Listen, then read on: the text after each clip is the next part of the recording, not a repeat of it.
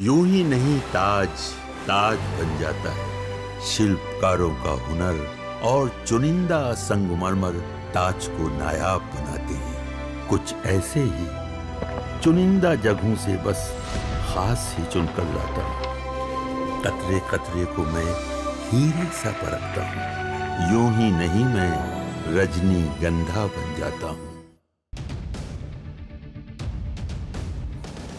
नमस्कार, न्यूज के इकलौते फैमिली शो न्यूज की पाठशाला में आप सभी का बहुत स्वागत। मैं हूं सुशांत सिन्हा। ये वो पाठशाला जहां सबकी क्लास लगती है। और सबसे पहले रोज की तरह आपको बता दूं कि आज कौन कौन सा चैप्टर खोलने वाला हूं। पाकिस्तान में तमाशा, अमेरिका फ्रांस में शटडाउन, इधर पीएम मोदी ने कौन सा खजाना खोल दिया जिसके बारे में बात होगी। विदेशी धरती से राहुल गांधी का नया कांड, मोदी चीन को लेकर ऐसा क्या कह दिया कि बवाल मच गया। बाइक हल्की कार भारी क्यों, राहुल गांधी का ऐसा सवाल ऐसा जवाब, भाई साहब सुन के दिमाग हिल जाएगा। आज आपको दिखाऊंगा। पहले चीन ने ट्रंप को हड़काया, अब दोस्त मोदी के लिए अमेरिका से क्यों भिड़ गए हैं पुतिन, इसके बारे में भी बात होगी। इसके अलावा पीओके में ऐसा भयंकर बवाल, पाकिस्तान की फौज को वहां की पब्लिक ने क्यों दौड़ा दौड़ा कर पीटा। मुनीर के होश उड़े, शहबाज की उल्टी गिनती शुरू। पीओके में वो हो रहा है जो कभी नहीं हुआ। साथ ही बात होगी जुमे पर सीएम योगी का वो एक्शन कि आई लव मोहम्मद के नाम पर बवाल काटने वालों का कंप्लीट इलाज हो गया है क्या। मौलाना तौकीर रजा एंड टीम पर ऐसा एक्शन कि मौलाना अब शांति की अपील करने पर आ गए। मुजाहिद आर्मी, ब्लैक डायरी और बरेली के गुनहगारों का वो खुलासा जो आपको शॉक दे देगा। और आखिर में हमारा स्पेशल सेगमेंट, सोचा है कभी जानवर बीमार पड़ते हैं तो बिन डॉक्टर बिन दवाई अपना इलाज खुद कैसे करते हैं, सोचा है कभी, ये भी बताऊंगा। पाठशाला की पहली क्लास, पाकिस्तान में तमाशा, अमेरिका और फ्रांस में शटडाउन, इधर पीएम मोदी ने कौन सा खजाना खोल दिया भाई। विदेशी धरती से राहुल गांधी का नया कांड, मोदी चीन को लेकर क्या कहा कि बवाल मच गया। बाइक हल्की कार भारी क्यों, राहुल गांधी का ऐसा सवाल जिसे सुनकर दिमाग हिल जाएगा। पहले चीन ने ट्रंप को हड़काया, अब दोस्त मोदी के लिए अमेरिका से पुतिन क्यों भिड़ गए हैं। अब इसका सबसे पहले चैप्टर खोल रहा हूं। पूरी दुनिया में इस वक्त हाहाकार मचा हुआ है। क्या अमेरिका, क्या फ्रांस, क्या पाकिस्तान, सबकी हालत खराब है। पाकिस्तान में तो गजब तमाशा चल रहा है। वहां पीओके में भयंकर विद्रोह हो रहा है। पाकिस्तान की फौज को वहां की पब्लिक दौड़ा दौड़ा कर पीट रही है बॉस। ये सब क्यों हो रहा है ये आपको आगे विस्तार से बताऊंगा। लेकिन बात सिर्फ पाकिस्तान की नहीं है बॉस। अमेरिका और फ्रांस जैसे देशों की स्थिति डावाडोल है। वहां शटडाउन हो चुका है अमेरिका में। 2-3 दिन से अमेरिका जो है वो ठप पड़ा हुआ, शटडाउन। लोगों को कह रहे हैं सरकारी कर्मचारियों घर बैठो, आना मत ऑफिस। शटडाउन का मतलब है कि वहां पर बजट ही पास नहीं हो पा रहा। बजट पास नहीं हो रहा है तो सरकार चलाने के लिए पैसा ही नहीं है। पैसे नहीं है तो सैलरी नहीं दी जा सकती। आप देखिए क्या चल रहा है दुनिया में। ये ट्रंप भाई साहब दुनिया को ये टैरिफ वो टैरिफ, ऐसा पैसा कमा लिया, वैसा पैसा कमा लिया। सरकारी कर्मचारी को देने के लिए पैसा नहीं है इसके पास। दुनिया में क्या चल रहा है आप देखिए बॉस। अमेरिका से लेकर फ्रांस से लेकर उधर नेपाल देखिए, इधर पाकिस्तान देखिए। लेकिन भारत में मोदी राज में क्या हो रहा है भाई। अमेरिका में पूरा सरकारी सिस्टम ठप हो गया। हजारों सरकारी कर्मचारियों को बिना वेतन के छुट्टी पे भेज दिया गया है। हजारों कर्मचारी ऐसे हैं जो बिना वेतन के काम करने को मजबूर हैं। और दूसरी तरफ भारत में सरकारी कर्मचारियों को मोदी सरकार दिवाली का डबल तोहफा दे रही है। कह रही है कि बोनस भी ले जाओ, महंगाई भत्ता लिए भी ले जाओ। वहां सैलरी आना मुश्किल है अमेरिका में, यहां डबल डबल तोहफा मिल रहा है दिवाली पर। अमेरिका की तरह ही फ्रांस में भी शटडाउन जैसे हालात बन गए। लोग वहां सरकार से और ज्यादा आर्थिक मदद मांग रहे हैं कि पैसा दीजिए, हमारे पास पैसा नहीं है। प्रदर्शन की वजह से वहां एफिल टावर बंद करना पड़ गया है। दूसरी तरफ भारत में जीएसटी और इनकम टैक्स को कम करके लोगों पर आर्थिक बोझ कम कर दिया नरेंद्र मोदी। महंगाई कंट्रोल में है, आर्थिक विकास दर दुनिया में टॉप पर है। यानी जिस वक्त अमेरिका और फ्रांस जैसे ताकतवर देशों की जमीन हिल रही है, पैर उखड़ रहे हैं, उस वक्त भारत में प्रधानमंत्री नरेंद्र मोदी किस तरह भारत की इकोनॉमी को, भारत के लोगों की चिंताओं को समझते हुए फैसले ले रहे हैं, वो अभूतपूर्व है बॉस। पूरी दुनिया देख के हैरान है कि आदमी कैसे कर पा रहा है भाई, हमसे नहीं हो रहा। दुनिया इस बात पर हैरान है कि नरेंद्र मोदी की कूटनीति से अमेरिका चौतरफा कैसे फंस गया। भाई पहले चीन ने ट्रंप को हड़का दिया था, ये सब नहीं चलेगा दादागिरी, तुम क्या कर रहे हो। अब दोस्त मोदी के लिए पुतिन सीधे अमेरिका से भिड़ गए भाई। पुतिन ने कैसे भारत को लेकर ट्रंप की क्लास लगा दी, आज आपको यह भी दिखाऊंगा। लेकिन नरेंद्र मोदी की इस दमदार कूटनीति के बीच राहुल गांधी में कुछ नहीं बदला बॉस। उनको अभी भी कुछ नहीं दिख रहा। वो फिर विदेश गए हैं, फिर वही कांड कर रहे हैं। विदेश की धरती पर जाकर राहुल गांधी नया कांड करके आए। राहुल गांधी ने विदेशी धरती से मोदी और चीन पर ऐसा क्या कह दिया कि बवाल मच गया है, और ऐसी ऐसी बात कह दी है बॉस कि गाड़ी भारी क्यों होती है, बाइक हल्की क्यों होती है, पूरा छीछा लेदर हो गया। मजाक उड़ रहा है कि राहुल गांधी जो बोल रहे हैं इसको समझने के लिए दिमाग का फ्यूज उड़ जाएगा। राहुल गांधी की बात तो आगे करूंगा कायदे से, लेकिन पहले दुनिया में जो हो रहा है उसे देखना जरूरी है, क्योंकि जिस वक्त भारत में नरेंद्र मोदी इकोनॉमी के लिए बड़े बड़े फैसले ले रहे हैं और लोगों को लगता है कि इसमें क्या है, जो इकोनॉमी रॉकेट बनी है तो बनी है, जीएसटी में रिफॉर्म कर दिए तो कर दिए, महंगाई डबल डिजिट में नहीं जा रही तो क्या ही हो गया, हमारे डीए बढ़ा दिए तो बढ़ा दिए, क्या ही हो गया। बॉस, ये जो बातें आपको छोटी छोटी लग रही हैं वो दुनिया के सिनारियों में देखिएगा तब आपको पता चलेगा कि बॉस भारत आज की डेट में कहां खड़ा है। अमेरिका जैसा ताकतवर देश बाप बाप कर रहा, फैसले नहीं ले पा रहा। 3 दिन हो गए अमेरिका का पूरा सिस्टम ठप पड़ गया है, 3 दिन से शटडाउन चल रहा है। अमेरिका में इस वक्त क्या क्या बंद हो चुका है आप देखिए, सुनिए। अमेरिका की स्पेस एजेंसी नासा बंद हो गई भाई, सिर्फ कुछ सर्विस चल रही है। 83% स्टाफ नासा का छुट्टी पे चला गया है। बताइए, जिसको जाना था चांद पे वो चल गए छुट्टी पे। शटडाउन की वजह से अमेरिका का एजुकेशन डिपार्टमेंट बंद हो गया, करीब 87% स्टाफ छुट्टी पर चला गया एजुकेशन डिपार्टमेंट का। ट्रंप जो पढ़ा रहे थे कि मैं अमेरिका को ग्रेट अगेन बना दूंगा, मागा अमेरिका ग्रेट अगेन, लोग कह रहे हैं मागा मतलब मेक अमेरिका गरीब अगेन है क्या जी। शटडाउन की वजह से अमेरिका में म्यूजियम और नेशनल पार्क बंद हो रहे हैं। म्यूजियम का टिकट खरीदेगा कैसे आदमी, पैसा ही नहीं है। अमेरिका में डिपार्टमेंट ऑफ लेबर ने काम करना बंद कर दिया है, पैसा नहीं दीजिएगा काम कौन करेगा। अमेरिका का कॉमर्स विभाग करीब करीब ठप पड़ गया, वहां 81% स्टाफ छुट्टी पर चला गया। अमेरिका का एनर्जी, एग्रीकल्चर, हाउसिंग और अर्बन डेवलपमेंट का भी आधे से ज्यादा स्टाफ छुट्टी पर है। सबसे ज्यादा असर डिफेंस पर पड़ा है। रक्षा विभाग में करीब 3,34,000 लोग छुट्टी पर चले गए, 3,34,000 लोग। बॉस, यह अमेरिका का हाल है। काम करने के लिए लोग नहीं है, ताला लटका हुआ है, वर्क फ्रॉम होम भी नहीं है। यह मत सोचिएगा कि भारत की तरफ वर्क फ्रॉम होम चल रहा होगा ना, वर्क फ्रॉम होम नहीं चल रहा है, वर्क इन होम चल रहा है। लोग अपना झाड़ू पोछा करके टाइम पास कर रहे हैं, क्या करें, पैसा नहीं दे रहा है। सोचिए 3 दिन में अमेरिका का यह हाल हो गया। शटडाउन का क्या असर पड़ता है उसे आप अमेरिका में फ्लाइट सर्विस के उदाहरण से समझ। अमेरिका में एयरलाइंस ने अपने यात्रियों को पहले ही आगाह कर दिया कि शटडाउन की वजह से फ्लाइट सर्विस में देरी हो सकती है, क्योंकि अभी ट्रांसपोर्टेशन सिक्योरिटी एडमिनिस्ट्रेशन के ऑफिसर और एयर ट्रैफिक कंट्रोलर से जुड़े लोग बिना सैलरी के काम कर रहे हैं। अमेरिका में 60,000 ट्रांसपोर्टेशन सिक्योरिटी एडमिनिस्ट्रेशन के ऑफिसर हैं और 13,000 एयर ट्रैफिक कंट्रोलर्स हैं।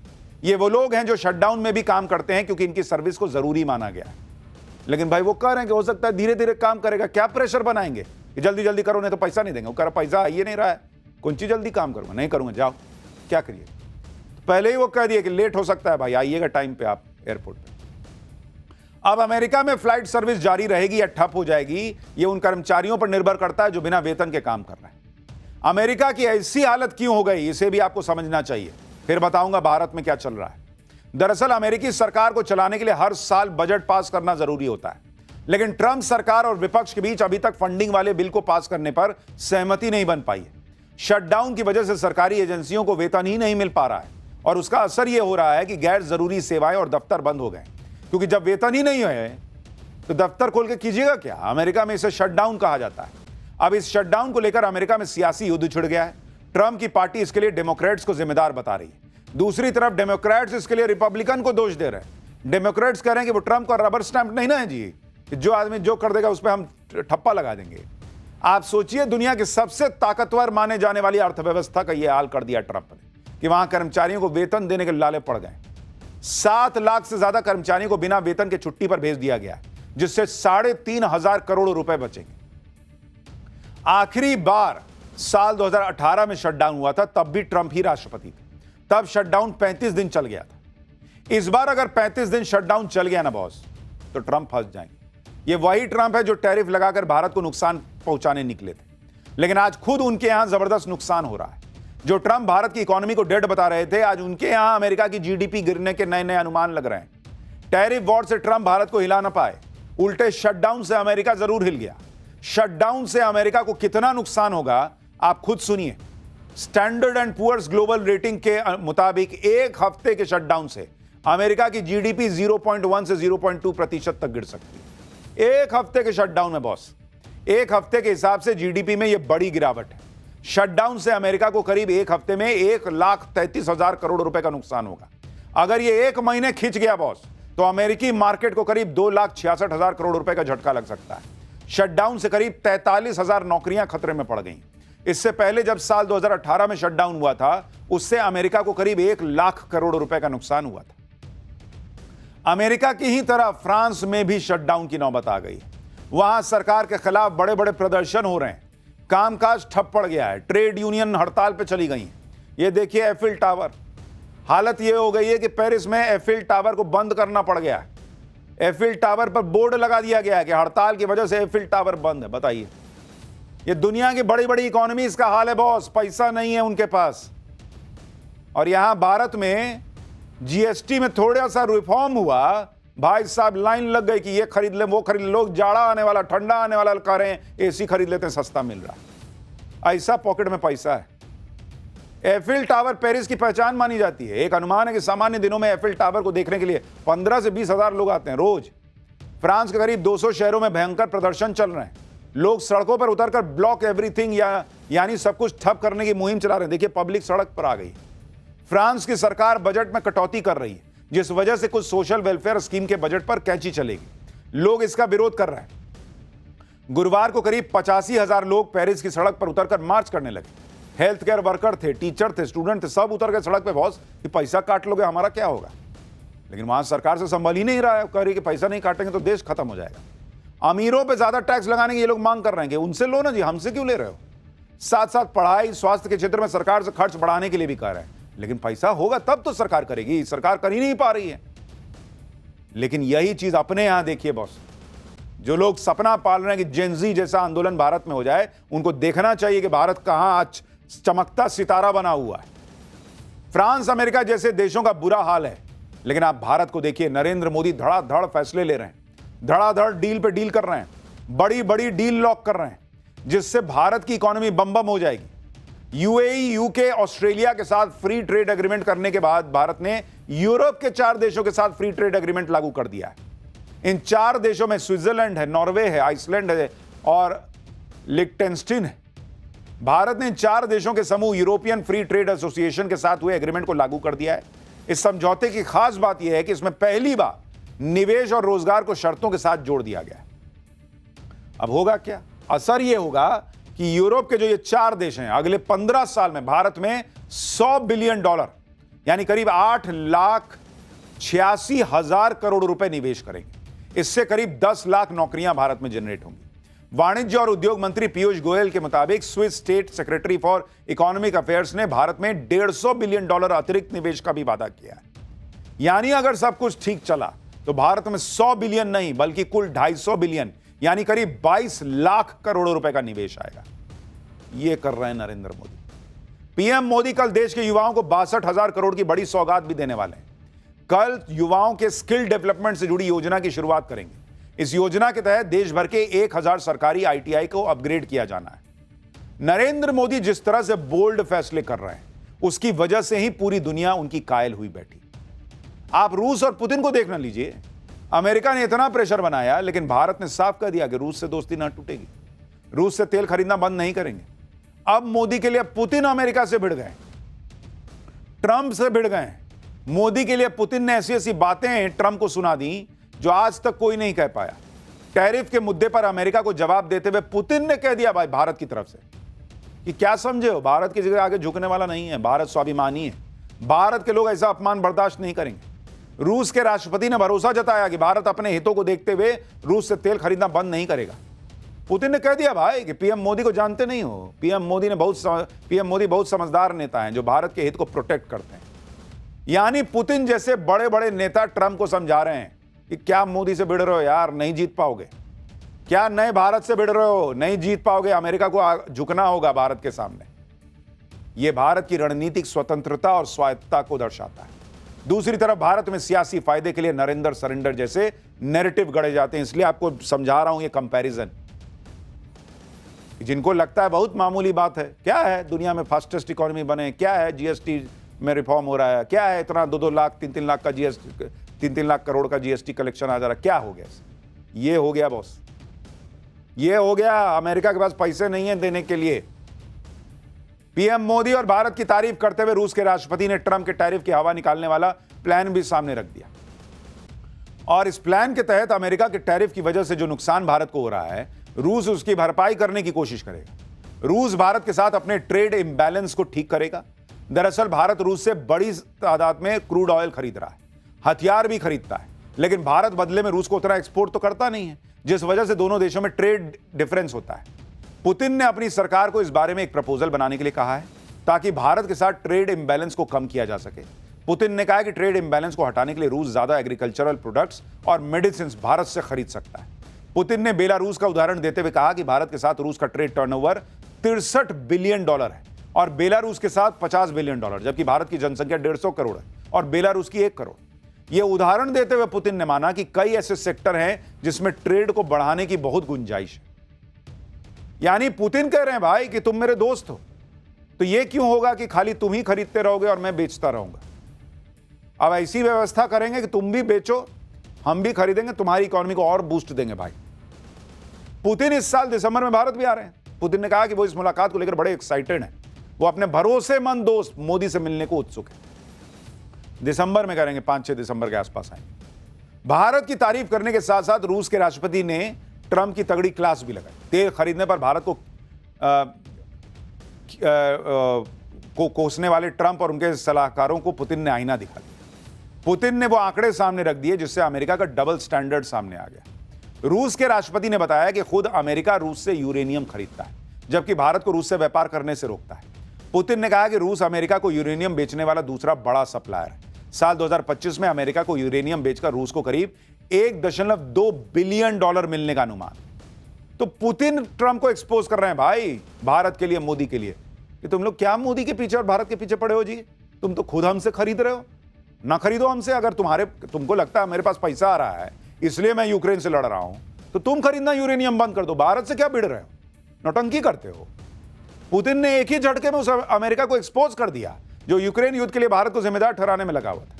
यही वजह है कि जब ट्रंप ने यूरोप के देशों से भारत पर टैरिफ लगाने के लिए कहा तो यूरोप के देश भी पीछे हट गए। यूरोप के देश ये जानते हैं कि जब वो खुद रूस से अपनी एनर्जी जरूरतों को पूरा कर रहे हैं तो किस मुंह से भारत को रोकेंगे बॉस। यानी एक तरफ तो दुनिया के बड़े बड़े नेता भारत की ताकत को मान रहे हैं, नरेंद्र मोदी के नेतृत्व में नए भारत का जलवा मान रहे हैं, और राहुल गांधी, कांग्रेस पार्टी, भाई ये लोग ऐसा माहौल बनाने में लगे हैं जैसे मोदी ने सब बर्बाद कर दिया। राहुल गांधी एक बार फिर विदेश चले गए और हर बार की तरह इस बार भी विदेश जाकर ऐसे ऐसे बयान दे रहे हैं जिससे यहां हंगामा मचा हुआ है। राहुल गांधी ने कोलंबिया में एक यूनिवर्सिटी के कार्यक्रम में कहा कि भारत में लोकतंत्र पर हमले हो रहे हैं, लगातार लोकतंत्र को खत्म करने की कोशिश की जा रही है। भारत में राहुल गांधी कहते हैं कि लोकतंत्र बचाने की जिम्मेदारी उनकी नहीं है, विदेश जाकर कहते हैं कि लोकतंत्र पर हमले हो रहे हैं। नरेंद्र मोदी दुनिया में जाते हैं, दुनिया को बताते हैं कि भारत बहुत शानदार गति से आगे बढ़ रहा है, आइए आप भी इस गति में जुड़ जाइए हमारे साथ। भारत को आगे ले जाने में हम आगे पूरा दम लगा रहे हैं, आप भी आइए और भारत में निवेश कीजिए। राहुल गांधी विदेश जाते कहते सब बर्बाद हो गया, बस कुछ ना बचा वहां। राहुल गांधी विदेश जाकर इसी तरह के बयान देते हैं। बीजेपी ने राहुल गांधी के इस बयान पर पलटवार किया। बीजेपी कह रही है कि कांग्रेस आज देश विरोधी ताकतों का हाथ का खिलौना बनकर रह गई। सुनिए एक बार। बहुत स्पष्ट हो गया है कि कांग्रेस इस समय राष्ट्र विरोधी तत्वों के हाथ का एक खिलौना बनती जा रही है। कांग्रेस का नेतृत्व एक जमाने में इतना परिपक्व था, आज की डेट में उतना ही अपरिपक्व है। कांग्रेस का नेतृत्व एक जमाने में अल्ट्रा लेफ्ट और इन लोगों को यूज करना जानता था, इंदिरा गांधी और पीवी नरसिम्हा राव तक। आज उनके द्वारा यूज होने लगा है। यह सिर्फ कांग्रेस के लिए समस्या नहीं है, आज देश के लिए चिंता का विषय है। राहुल गांधी ने भारत के लोकतंत्र को खतरे में बताया, साथ ही दूसरे खतरों के बारे में भी बात की। राहुल गांधी ने कहा कि भारत में अलग अलग भाषाएं हैं, अलग अलग धर्म हैं, सभी को जगह देनी। भारत में चीन जैसा सिस्टम नहीं लगाया जा सकता है जहां लोगों को दबाया जाता है। ऐसा भारत में करना बहुत खतरनाक होगा।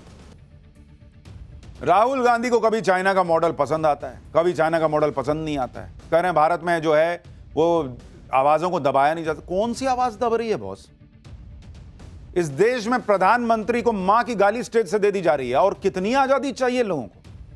हाय हाय मोदी, मर जा मोदी के सड़क पर नारे लग जाते हैं, और कितनी आजादी चाहिए लोगों को? जो सीए आया नहीं, जो एनआरसी आई नहीं थी, उसके लिए सड़क छेक के बैठ गए 2 महीना। बच्चा लोग स्कूल जा रहा है, 4-4 घंटा लग जा रहा है उसको, लोग परेशान हो रहे हैं, एम्बुलेंस नहीं निकल पा रही है। और कितनी चाहिए आजादी भाई? क्या आजादी में चाहिए इन लोगों को, मुझे समझ में नहीं आता है। राहुल गांधी विदेश से ऐसी बयानबाजी को पहली बार कर रहे हैं। जब विदेश जाते हैं इसी तरीके की बात करते हैं और फिर फंस भी जाते हैं। आप देखिए अप्रैल 2025 में अमेरिका के बोस्टन में क्या कह दिए कि चुनाव आयोग कॉम्प्रोमाइज्ड है, इसके सिस्टम में कुछ तो बहुत गलत है। सितंबर 2024 में अमेरिका में बोले कि भारतीय लोकतंत्र पिछले 10 सालों से टूटा हुआ था, अब यह लड़ रहा है। सितंबर 2023 में ब्रसेल्स में कहा था कि भारत में फुल स्केल असॉल्ट हो रहा है, भारत में भेदभाव और हिंसा बढ़ रही है। 2022 में लंदन में बोले कि भारत की संस्थाएं परजीवी बन गई हैं, डीप स्टेट यानी सीबीआई ईडी को डीप स्टेट बता दिया, भारत को चबा रहा है। मार्च 2018 में मलेशिया में कहा था कि अगर प्रधानमंत्री होता तो नोटबंदी प्रस्ताव कूड़ेदान में फेंक देता। साल 2018 में सिंगापुर में बोले थे कि भारत में डर और नफरत का माहौल है। जनवरी 2018 में बहरीन में बयान दिया कि सरकार समुदायों के बीच नफरत फैलाने में जुटी हुई है। यानी इनके हिसाब से यही चल ही रहा है पिछले 10 साल से। तो चल रहा है तो सब कैसे नरेंद्र मोदी को जिता दे रहे हैं। बीजेपी राहुल गांधी के इस पैटर्न पर पलटवार कर रही है। बीजेपी करेगी राहुल गांधी जब विदेश जाते हैं वो कुछ नया सीख के आते हैं। इस बार जब लौटेंगे तो जो सिखाया गया होगा वो आकर बोलेंगे। खैर, राहुल गांधी यहां एटम बम फोड़े, हाइड्रोजन बम फोड़ने की बातें कर रहे हैं वो तो समझ में आता है, लेकिन वहां उन्होंने कार्यक्रम में ऐसी बात बोल दी कि लोगों का दिमाग फट गया अपने आप सुन के। उनके बयानों पे बड़ा विवाद हो रहा है। कोलंबिया में ही राहुल गांधी ने कार और बाइक के वजन को लेकर ऐसा सवाल पूछ लिया कि लोग दिमाग हिल गया भाई कि कहना क्या चाहते हो। राहुल गांधी कह रहे हैं कि बाइक जो है वो 2 लोग को लेकर जाती है तो 100 किलो की है और गाड़ी 3000 किलो की है, उसमें एक आदमी बैठ के जा रहा है तो 3000 किलो की गाड़ी क्यों है भाई? अब ये सवाल सुन के सड़क पर खड़ी गाड़ियां और बाइक आपस में भिड़ गए, बाइक पलट गई। करे कि क्या सवाल था भाई, हम लोग तो आज तक सोचे नहीं। Very deep. कोलंबिया की EIA यूनिवर्सिटी में राहुल गांधी ने यह सवाल पूछा, खुद जवाब भी दिए क्योंकि बाकी तो कोई जवाब दे नहीं सकता था इस सवाल का। राहुल गांधी ने बताया कि कार भारी और बाइक हल्की इसलिए होती है क्योंकि दोनों के इंजन में फर्क है। जब एक्सीडेंट होता है तो बाइक का इंजन अलग हो जाता है, जबकि एक्सीडेंट होने पर कार का इंजन कार के अंदर घुस जाता है और पैसेंजर को मार डालता है। गहरी सांस लेनी पड़ती है सब समझने के लिए, फिर भी समझ में नहीं आता है। क्या समझाना चाह रहे थे वही जानते हैं। राहुल गांधी के ऐसे बयान को सुनकर बीजेपी भी चुटकी ले रही। बीजेपी कह रही कि राहुल गांधी के मैकेनिकल इंजीनियरिंग के इस ज्ञान से बड़ी बड़ी कार निर्माता कंपनियों के इंजीनियर छाती पीट रहे होंगे। राहुल गांधी कह रहे हैं कि बाइक जो है ना, जैसे एक्सीडेंट होता है इंजन अलग हो जाता है, इंजन आपको नहीं मार पाता। अरे इंजन क्या मारेगा बॉस? सड़क पे लदबदा के गिर जाइएगा, माथा फट जाएगा, आप खुद ही मर जाइएगा, इंजन क्या मारेगा? क्या बोलते हैं भाई? राहुल गांधी खुद ऐसे मौके देते हैं जिसका बीजेपी फिर फायदा उठाती है। कोलंबिया से राहुल गांधी की एक तस्वीर भी शेयर की। इस तस्वीर में राहुल गांधी ने भारतीय कंपनी की बाइक दिखाई। राहुल गांधी ने लिखा कि बजाज, हीरो और टीवीएस को कोलंबिया में इतना अच्छा प्रदर्शन करते देखकर गर्व हो रहा है। यह दिखाता है कि भारतीय कंपनियां इनोवेशन से जीत सकती हैं, भाई भतीजावाद से नहीं। यानी राहुल गांधी को इंडियन कंपनियों के प्रोडक्ट विदेश में देखकर गर्व हो रहा है। इसी पे तो पीएम मोदी जोड़ न दे रहे थे boss. PM Modi make in India शुरू करते हैं, भारतीय कंपनियों को सुविधाएं देते हैं जिससे भारत आत्मनिर्भर हो, विदेश में भारतीय प्रोडक्ट जाए। तो यहां तो कहते हैं कि मेक इन इंडिया बेकार है, वहां जाकर फोटो डाल रहे हैं। आप ये भी देखिए कि राहुल गांधी देश में कहते हैं कि इंडियन इकोनॉमी डेड है, विदेश जाकर भारत की इकोनॉमी तेजी से बढ़ रही है कह रहे हैं, यानी खुद ही अपने बयान को गलत बता रहे हैं। तो भैया कैसे तय करना है कि इकोनॉमी डेड है या हम तेजी से बढ़ रहे हैं? इंकी पिंकी पोंकी पो कर लें, आज मूड पे है कि आज डेड इकोनॉमी है, कल कोलंबिया गए तो वहां इकोनॉमी ठीक ही तेजी से बढ़ रही है। क्या बोलूं मैं? खैर छोड़िए, इनका जो हाल है सो है ही है। पाकिस्तान का हाल अब आपको बताता हूं, जिसमें बड़ा बवाल मच गया है भाई। पीओके में ऐसा भयंकर बवाल, पाकिस्तान की फौज को वहां पब्लिक ही क्यों पीट रही है। मुनीर के होश उड़े, शहबाज की हवा टाइट, पीओके में वो हो रहा है जो कभी ना हुआ बॉस। देखिए क्या हो रहा है पीओके में। भारत ने ऑपरेशन सिंदूर में असीम मुनीर की फौज को जमकर पीटा। वो दिन है और आज का दिन है। पाकिस्तान की फौज की पिटाई का कार्यक्रम थम नहीं रहा और अब पिछले 4 दिन से पाकिस्तान के कब्जे वाले कश्मीर यानी पीओके में पाकिस्तानी फौजियों की जमकर पिटाई चल रही है। पीओके के लोगों का जहां कहीं पाकिस्तानी फौज दिखता है उसको पकड़ के रगड़ देते हैं, पीट देते हैं, सूद देते हैं। पाकिस्तानी फौजियों का जान बचाना मुश्किल हो रहा है भाई। पीओके के लोग पाकिस्तान के फौजियों को सिर्फ पीट ही नहीं रहे बल्कि उनकी वर्दी उतार कर उसकी नीलामी कर रहे हैं। ये देखिए, हालांकि इस 2 कौड़ी की वर्दी को खरीदता कौन होगा भगवान ही जाने। लेकिन आखिर पीओके के लोग पाकिस्तानी फौजियों के खून के प्यासे क्यों हो रहे हैं? मुनीर की फौज ने पीओके में ऐसा क्या कर दिया कि लोग दौड़ा दौड़ा कर मार रहे हैं? पाकिस्तान में क्यों कहा जा रहा है कि अब किसी भी वक्त पीओके भारत के पास वापस चला आएगा? आज आपको बताऊंगा। पीओके में इस वक्त अब तक की सबसे बड़ी बगावत का बिगुल बज चुका है। हमारे यहां एक गाना था, महंगाई डायन खाए जाते, वहां चल रहा है मुनीर डायन खाए जाते। पीओके में इस वक्त वहां की जनता और मुनीर की फौज के बीच युद्ध का मैदान बन गया है। लोग फौज से इस कदर गुस्से में हैं कि उन्हें देखते ही जान लेने पर उतारू हो जा रहे हैं। आप तस्वीरें देखिए बॉस। पीओके में मुनीर के इन गुर्गों का बड़े जबरदस्त तरीके से भूत उतारा जा रहा है। पकड़ पकड़ कर पीटा जा रहा है, गिरा गिरा कर मारा जा रहा है। लोगों से पिटने के बाद पाकिस्तान के फौजियों की सांसें उखड़ गई। सोचिए भारत ने इनका क्या हाल किया होगा। पब्लिक के सामने ऐसे पड़े हुए हैं। पीओके में सरेआम असीम मुनीर की इज्जत नीलाम हो रही है। अब एक और वीडियो आपको दिखाता हूं। सड़क के किनारे पाकिस्तानी फौजियों और पुलिस वालों के हेलमेट्स, शील्ड्स और जैकेट्स का ढेर लगाया जा रहा है। लोग आकर इन्हें पहनकर देख रहे हैं, यानी सड़कों पर फौजियों की वर्दियों की सेल टाइप लगी हुई है। देखिए कैसे खड़ा कर दिया गया है। 10-10 रुपए में पाकिस्तानी पुलिस की वर्दियां बिक रही हैं। अब 10 से ज्यादा की तो औकात भी नहीं है। जैसे मंगल और बुध बाजार नहीं लगता है, वैसे वहां शुक्र बाजार लगा हुआ है। 10-10 रुपए में 6 पजामा ले जाओ। पीओके में इस वक्त हालत यह है कि लोग असीम मुनीर के खून के प्यासे हो चुके हैं। अगर असीम मुनीर इनको वहां दिख जाए भाई, उसको वहीं पे पटक के ये लोग रगड़ दें। दरअसल 29 सितंबर को पीओके में जम्मू कश्मीर संयुक्त अवामी एक्शन कमेटी ने विरोध प्रदर्शन बुलाया था। यह विरोध प्रदर्शन पीओके विरोधी सरकारी नीतियों और फौज के अत्याचार के खिलाफ बुलाया गया, जिसमें पूरे पीओके में बंद और चक्का जाम का आयोजन किया गया। इस दौरान पाकिस्तानी फौज और सुरक्षा बलों की तैनाती बढ़ा दी गई। आंदोलन को बाहरी साजिश और प्रोपेगेंडा बताने की कोशिश की गई। पूरे पीओके में ये लोग इंटरनेट बंद कर दिए, मोबाइल नेटवर्क बंद कर दिए। लेकिन हालात तब बिगड़े जब पाकिस्तानी फौज और सुरक्षा बलों ने प्रदर्शनकारियों पर गोली चला दी। कहा जा रहा है इसी के बाद मामला बिगड़ गया। 29 सितंबर को पीओके में शांतिपूर्ण प्रदर्शन कर रहे प्रदर्शनकारियों पर फौज और पुलिस की गोलीबारी में 8 प्रदर्शनकारियों की मौत हो गई थी। यह वीडियो देखिए जिसमें एक शख्स जमीन पर पड़ा है और लोग कह रहे हैं कि इसे फौज ने गोली मार दी।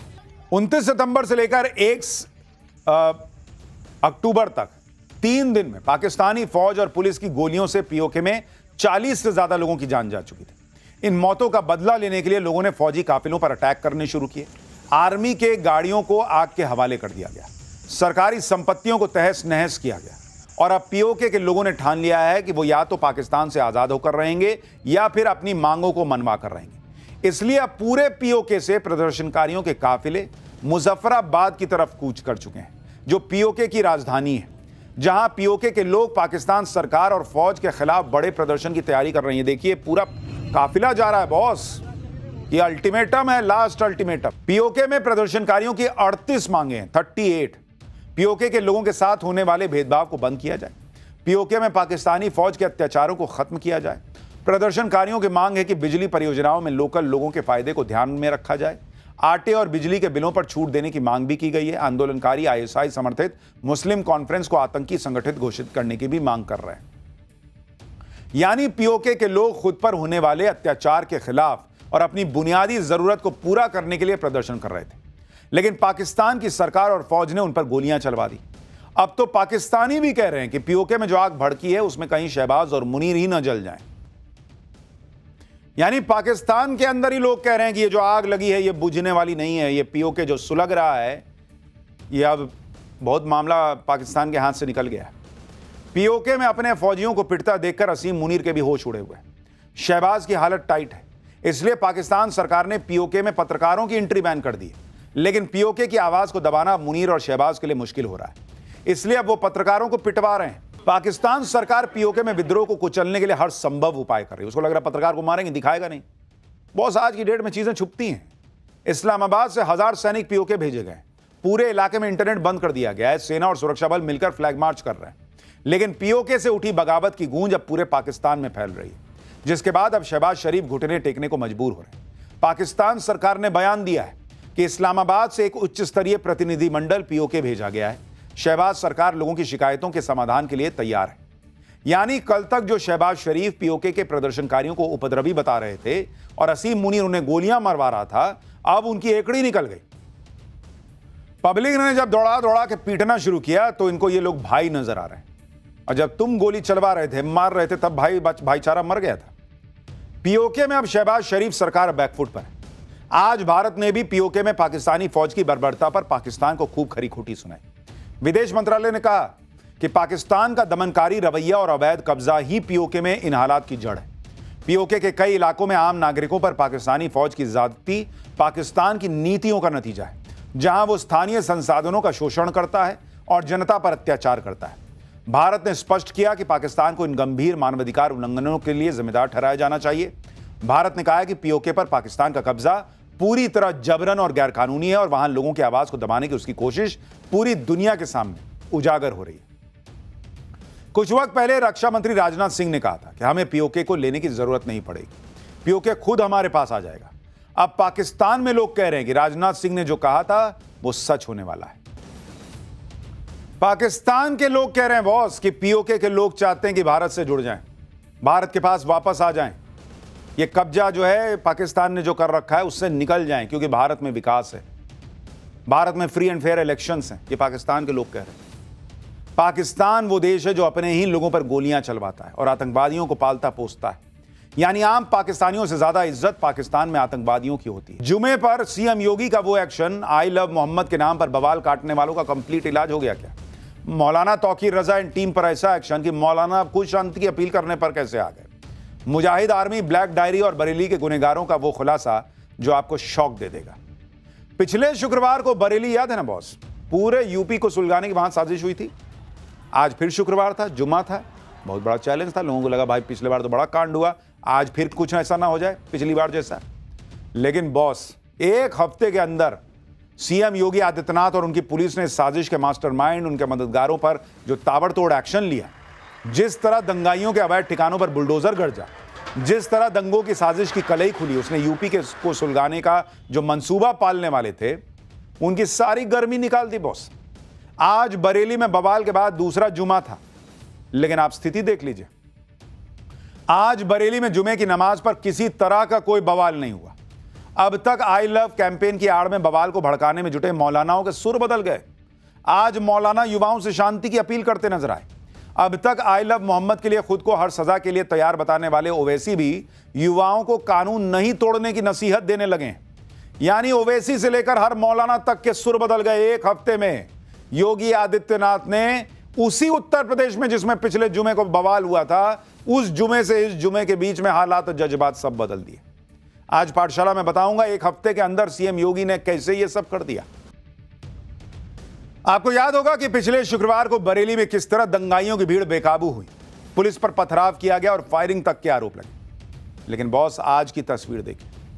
हफ्ते भर में एक जुमे से दूसरे जुमे के बीच में कैसे हालात बदल गए। बरेली में आज जुमे की नमाज के दौरान पूरी शांति थी, सब कुछ सामान्य नजर आया। नमाज के तय वक्त पर लोग मस्जिदों में आते रहे, नमाज पढ़कर घर वापस जाते रहे। बरेली आज शांत इसलिए नजर आया क्योंकि पूरे शहर के चप्पे चप्पे पर पुलिस के जवान तैनात कर दिए गए थे। खुद डीएम और एसपी ने फ्लैग मार्च को लीड किया। शहर की गलियों में फ्लैग मार्च करके बवाल करने का मंसूबा पालने वालों को क्लियर मैसेज दे दिया गया कि तुम अगर उपद्रव करोगे तो इलाज के लिए हम भी खड़े हैं। जमीन पर पुलिस ने फ्लैग मार्च किया तो आसमान में ड्रोन कैमरे से निगरानी रखी जा रही थी। ये वही ड्रोन कैमरे हैं जिनकी मदद से पुलिस बरेली में हुए बवाल के आरोपियों की पहचान में जुटी और उन्हें सलाखों के पीछे भेजा जा रहा है। पुलिस के ताबड़तोड़ एक्शन का ही असर है कि बवाल करने वाले अब कान पकड़कर माफी मांग रहे हैं, दोबारा कभी गलती नहीं करने की बात कर रहे हैं। बरेली के मामले में यूपी पुलिस ने ताबड़तोड़ एक्शन लिया और सारे उपद्रवियों की गर्मी निकाल दी। भाई वो खुद कान पकड़ के कह रहा ना कि कभी ऐसा नहीं करूंगा, इसका मतलब कुछ ऐसा किया था कि उसको पता है कि इस वजह से उस पर एक्शन हुआ है। लोग माहौल क्या बना रहे हैं कि मुसलमान को दबाया जा रहा है। कौन बात का मुसलमानों को दबाने का नैरेटिव है बॉस? वो खुद ना कान पकड़ के कह रहा है कि अब कभी गलती नहीं करेंगे। गलती किया है मान ना रहा है, लेकिन नहीं। बरेली के मामले में राजनीति की गर्मी बढ़ी हुई है। अखिलेश यादव ने समाजवादी पार्टी के 14 लोगों की टीम बनाकर बरेली भेजने का ऐलान कर दिया। संभल से सपा सांसद जकीउर रहमान जैसे नेता भी शामिल हैं इसमें, जो पिछले साल संभल में हुए दंगों में खुद आरोपी नंबर 1 थे। जिस तरह अखिलेश यादव और उनकी पार्टी संभल हिंसा में शामिल लोगों को बेगुनाह बता रही थी, उसी तरह बरेली में कह रहे हैं कि नहीं, ये लोग भी बेगुनाह हैं। पुलिस पर निर्दोष लोगों पर लाठीचार्ज का आरोप लगाया जा रहा है। इनको कोई गुनहगार दिखता ही नहीं है, बस बशर्ते कि वो मुसलमान होना चाहिए। बरेली के मामले में राजनीति होने लगी है, लेकिन उधर यूपी पुलिस के ताबड़तोड़ एक्शन रुकने वाले नहीं है बॉस। अब तक 26 सितंबर को हुए बवाल को लेकर 10 केस दर्ज हो चुके हैं। बवाल की फुटेज की मदद से आरोपियों की पहचान हो रही है, उनको गिरफ्तार किया जा रहा है। अब तक बवाल के मास्टरमाइंड मौलाना तौकीर रजा समेत 83 आरोपी जेल भेजे जा चुके हैं। और आज भी पुलिस ने तौकीर रजा की संस्था IMC यानी इत्तेहाद मिल्लत काउंसिल के मीडिया प्रभारी मुनीर इदरिसी समेत 2 लोगों को गिरफ्तार किया है। मुनीर इदरिसी पर पिछले शुक्रवार को मौलाना तौकीर रजा को भड़काने वाला बयान वायरल करवाने का आरोप है। पुलिस के मुताबिक मुनीर ही मौलाना तौकीर रजा का पूरा मीडिया मैनेजमेंट देखता था। आरोप है कि मुनीर इदरिसी ने ही सोशल मीडिया पर अलग अलग ग्रुप्स में ज्यादा से ज्यादा भीड़ इकट्ठा करने के मैसेज सर्कुलेट किए। तो वो मुनीर भी आज जेल चला गया। अच्छा, ये भी मुनीर है। इसके अलावा पुलिस ने एक और आरोपी फैजान को भी गिरफ्तार किया। फैजान पर बवाल वाले दिन लोगों को पुलिस पर पथराव और फायरिंग के लिए उकसाने का आरोप है। यही नहीं, योगी की पुलिस जिन 3000 लोगों के नाम FIR में दर्ज कर चुकी है, उन सब पे शिकंजा कसना है। बरेली की DM के मुताबिक पिछले शुक्रवार के बाद से अब तक बरेली में हालात पूरी तरह काबू में और आगे भी कोई दंगाई अब बरेली को सुलगाने की हिम्मत नहीं कर पाएगा। यह योगी की पुलिस के धड़ाधड़ एक्शन का असर है बॉस, कि आज जुमे की नमाज से पहले मौलाना लोग जो हैं वो खुद ही लोगों से शांति की अपील करते रहे। मौलानाओं की अपील भी क्लियर है कि किसी के बहकावे में ना आना, किसी के भड़काने से भीड़ में घुस मत जाना, उसका हिस्सा न बन जाना।